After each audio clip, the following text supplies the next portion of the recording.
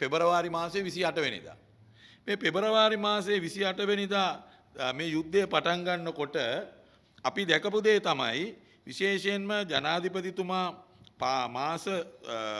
මාර්තු මාසේ 5 වෙනිදා පාර්ලිමේන්තුවට ඇවිල්ලා ප්‍රකාශයක් කරා මාස 3කට ආසන්න කාලයකට තෙල් තියෙනවායි කියලා. එහෙම තමයි ජනාධිපතිතුමා කිව්වේ මාර්තු මාසේ 5 වෙනිදා. නමුත් අපි දැක්කා මාර්තු මාසේ 5 වෙනිදා ජනාධිපතිතුමා එහෙම කිව්වට පස්සේ මාර්තු මාසේ 4 පාරක් තෙල් මිල වැඩි කළා. 4 පාරක්. හරිද?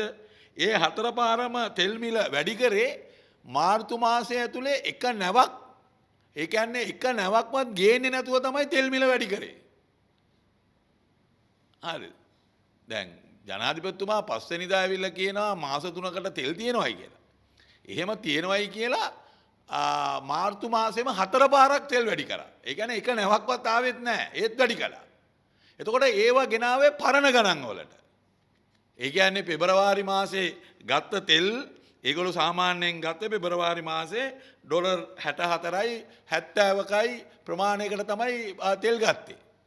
ඒතකොට 64යි 70කටයි ගත්ත තෙල් තමයි මාර්තු මාසේ 4 පාරක් වැඩි කරේ.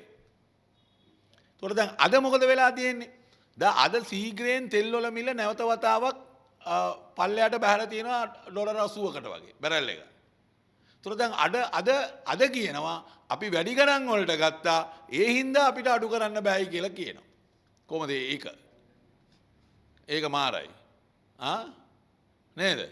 දැන් වැඩි කරනකොට අඩු ගණන් වලට ගෙන ආපු ඒවා වැඩි කරා. හරිද? කිසිම සාධාරණ හේතුවක් නැතුව අඩු ගණන් වලට ගෙන ආපු ඒවා වැඩි කරා.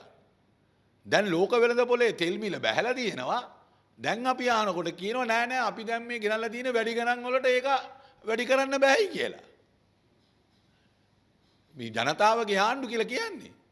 ජනතාවාදී ආණ්ඩු කියලා කියන්නේ. හර්ධ සාක්ෂිය එක්ක ආණ්ඩු කරනවායි කියලා කියන්නේ. සාධාරණත්වය ගැන කතා කරන්නේ. එතකොට ඒක කොහොමද උනේ? අඩු ගණන් වලට ගෙන ආපු ඒවා ලෝක වෙළඳ පොලේ වැඩි වෙනකොට අපි අඩු ගණන් වලට ගෙන ආපු ඒවා 6 පාරක් වැඩි කරා. 6 පාරක් මතක තියාගන්න. 6 පාරක් වැඩි කරලා තියෙනවා.